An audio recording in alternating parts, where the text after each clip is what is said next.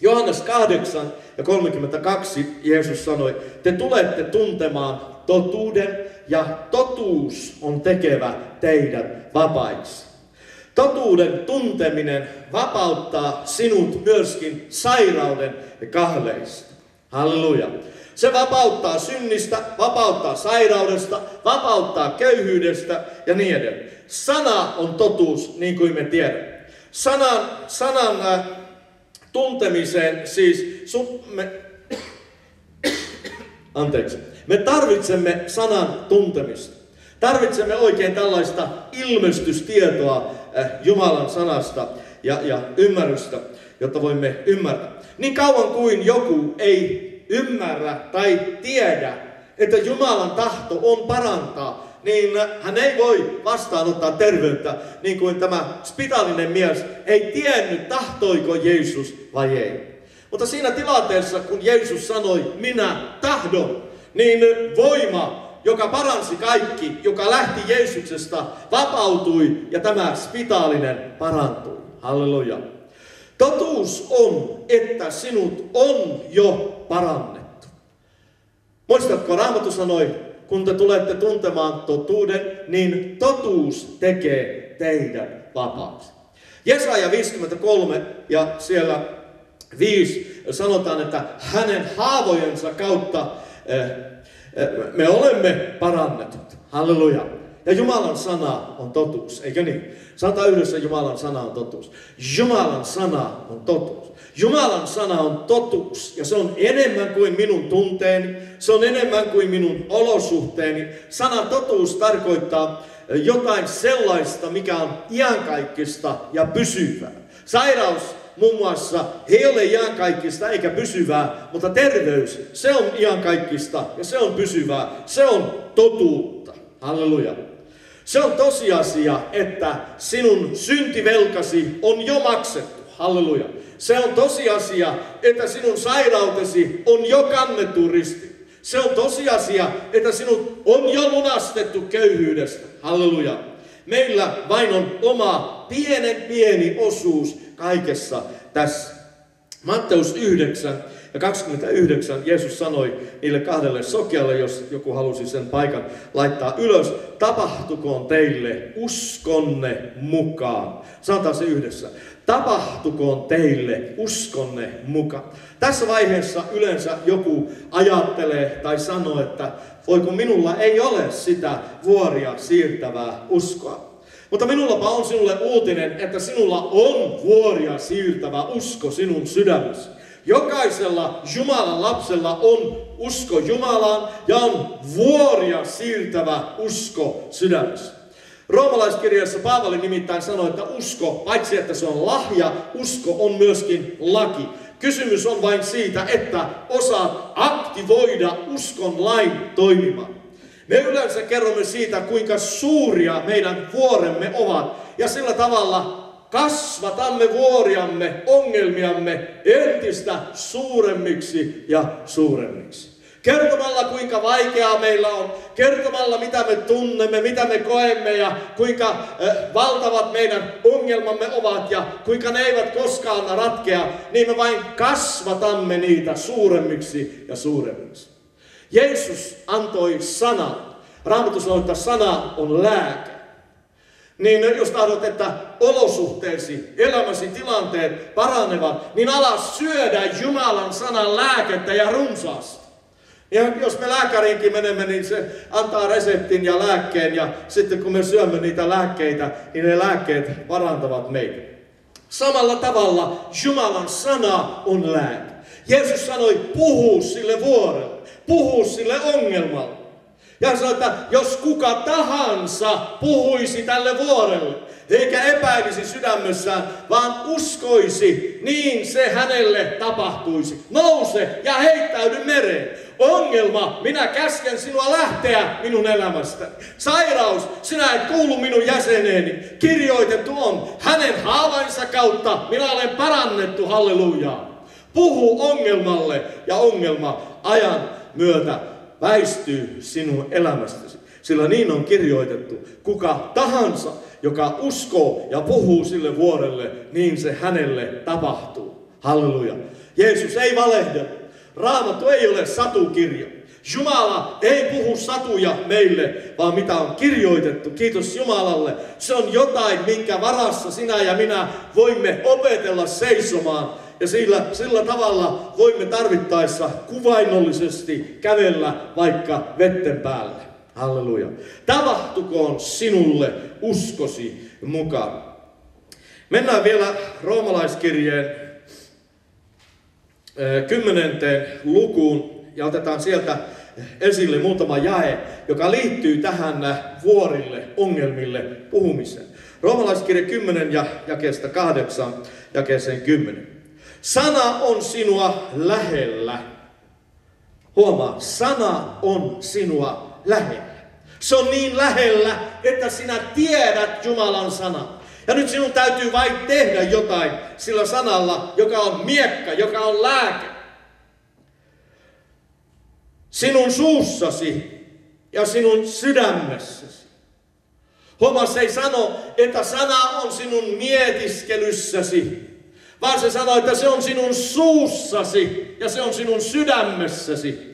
Ja se ei ole epäuskon sana, jota ne 10 epäuskoista vakojaa puhuivat, kun kävivät vakoilemassa luvattua maata, jotka sanoivat, ei meistä ole, emme me kykene, vaan Raamattu sanoo, että se on se uskon sana, jota me saarnaamme. Halleluja.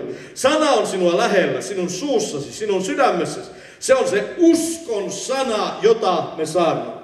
Sillä jos, huomaa, jos sinä tunnustat suullasi Jeesuksen Herraksi myöskin terveytesi alueella, taloudellisella alueella, ihmissuhdealueella ja niin edelleen.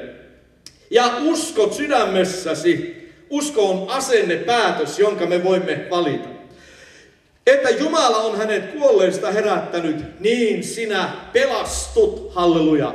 Tässä alkukielessä, eli Uusi testamentti, mikä on kirjoitettu kreikaksi, tämä sana pelastut on sana sotso. Niin sinä pelastut, niin sinä parannut. Koska sana sotso tarkoittaa myöskin parantumista, fyysistä parantumista, kokonaisvaltaista parantumista, kokonaisvaltaista pelastumista, kokonaisvaltaista eheytymistä. Halleluja. Mutta meidän tulee vain toimia niin kuin on kirjoitettu. Sana on sinua lähellä, sinun suussasi, sinun sydämessäsi. Se on se uskon sana, jota me saarnaamme. Halleluja, halleluja, halleluja. Jos sinä suullasi tunnustat Jeesuksen Herraksi. Mitä sinun suusi muuten mahtaa puhua tuolla kaiken arjen keskellä? Puhutko sinä, kuinka suuria sinun ongelmat ovat ja kuinka suuria sinun vuoret ovat ja niin edelleen? Ja jos teet näin, niin minä lupaan sinulle, että ongelmasi vain lisääntyvät. Mutta on olemassa ulospääsy sinulle elämäsi kaikista vaikeuksista, elämäsi kaikista ongelmista. Ei ole olemassa sellaista ongelmaa, mitä Jumala ei voisi ratkaista meidän kanssamme. Ei ole olemassa sellaista vuorta, suurta tai pientä, lähellä tai kaukana, joka ei heittäytyisi mereen, kun me nuhtelemme sitä, kun me puhumme sille. Halleluja. Koko luomakunta pystyy vastaamaan meidän ääneemme, meidän sanoihimme, kun me puhumme uskon sanoja. Halleluja. Aivan niin kuin Jeesus puhui myrskylle, sanoi, että vaikene ja ole hiljaa. Hän puhui puulle ja sanoi, että älköön ikinä kukaan sinusta enää hedelmää syökö ja puu kuole. Hän puhui sokeille, tapahtukoon teille uskonne mukaan. Jumala sanoi Moosekselle, puhu kalliolle, että siitä tulisi vettä. Perkele sanoi Jeesukselle, puhu kiville, että ne muuttuvat leiviksi. Halleluja. Älä sano, että sanoilla ei ole mitään merkitystä. Niillä on paljon suurempi merkitys kuin mitä ehkä arvaatkaan. Puhu uskon sanoja. Halleluja. Uskon sanoja uskossa. Halleluja. Ei vain silloin tällöin, vain elämän tapana. Halleluja. Ota oikein elämän tavaksi puhua uskon sanoja, vaikka näyttäisi jollekin toiselle, muuttuisi, tuntuisi jollekin muulle, niin puhu mitä on kirjoitettu ja se tuo muutoksen sinun elämääsi. Halleluja. Kun tässä roomalaiskirjassa Paavali käytti tätä sanaa niin sinä pelastut, niin sinä tso, niin tämä sama sana tso esiintyy esimerkiksi Markuksen evankeliumin 6. luvussa jakeessa 56, jossa meidän suomalainen raamattumme sanoo näin: kaikki, jotka koskivat häneen, tulivat terveeksi. Kaikki, jotka koskivat häneen, tulivat tso. Ne pelastuivat, ne parantuivat. Välittömästi kun ihminen pelastuu, välittömästi Jumalan tahto on myöskin parantaa hänet fyysisesti ja kokonaisvaltaisesti. Samoin apostolien tekojen 2. luku ja 21. jae. Jokainen, joka huutaa avuksi Herran nimeä, pelastuu. Jokainen, joka huutaa avuksi Herran nimeä, tso. Pelastuu sairaudesta, pelastuu kadotuksesta, pelastuu siitä ongelmasta, siitä myrskystä. Mutta meillä on tämä oma tehtävä huutaa avuksemme Herran nimeä. Meillä on oma tehtävä ojentautua uskossa elämässämme kaikessa. Halleluja.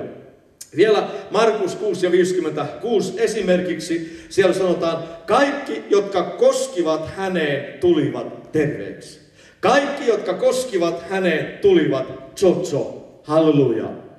Halleluja. Hänestä lähti voima, joka paransi kaikki. Ja hänestä vielä tänäkin päivänä lähtee voima, joka parantaa kaikki. Sillä Jumala on rakkaus. Jumala on hyvä Jumala. Minun köyhät sanani eivät riitä kertomaan sinulle Jumalan rakkautta, Jumalan hyvyyttä.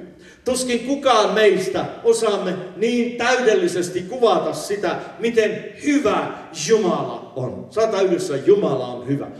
Jumala on hyvä. Ja muista, Jahve ei ole inhimillinen ihminen, vaan hän on erehtymätön, yliluonnollinen Jumala, joka voi ja tahtoo tuoda muutoksen sinun elämääsi. Joka voi ja tahtoo pelastaa sinut, antaa kaikki sinun syntisi anteeksi. Joka voi ja tahtoo nostaa sinut pyörätuolista, avata sinun sokeat silmäsi, avata sinun kuurot korvasi, parantaa sinun sappivaivasi, parantaa sinun polvesi, lonkkasi, selkäsi, sinun masennuksesi, uupumuksesi. Hän ei vain voi, vaan hän tahtoo, sillä hän ei ole ihminen. Inhimillinen ihminen, vaan Jahve on Jumala, halleluja, yliluonnollinen Jumala, ja hän rakastaa sinua agape-rakkaudella. Hän ei pyydä sinulta vasta rakkautta, mutta jos tahdot, sinä saat rakastaa Jumalaa ja osoittaa rakkautta hänelle, niin kuin me tahdomme, koska hän ensin rakasti meitä. Mutta Jumala rakastaa sinua agape-rakkaudella. Jumala rakastaa sinua kaikesta huolimatta. Ei väliä millainen sinä olet, minkä värinen, minkä kokoinen, vähemmän tai enemmän koulutettu, oletko terve vai sairas, rikas vai köyhä. Jumala rakastaa sinua, hallelujaa. Ja Jumala tahtoo ottaa sinut sylinsä.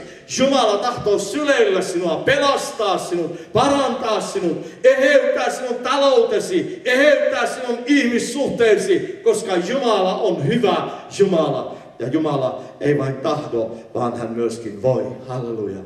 Ja siinä kaikessa hän tarvitsee tietysti meidän lupamme, koska Jumala ei tee meille väkivaltaa. Halleluja. Halleluja. Päätä uskoa.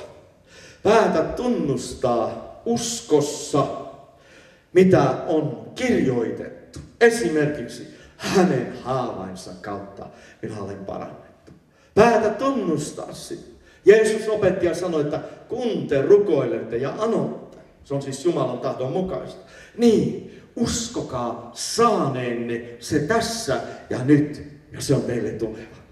Ja tänä iltana, kun me rukoilemme sairaiden puolesta, niin sinä voit uskoa saaneesi terveyden. Sinä voit uskoa itsesi terveen. Sinä voit uskoa saaneesi sen, mitä ikinä rukoilemme. Ja Jeesus sanoo, se on sinulle tuleva. Halleluja. Se on sinulle tuleva.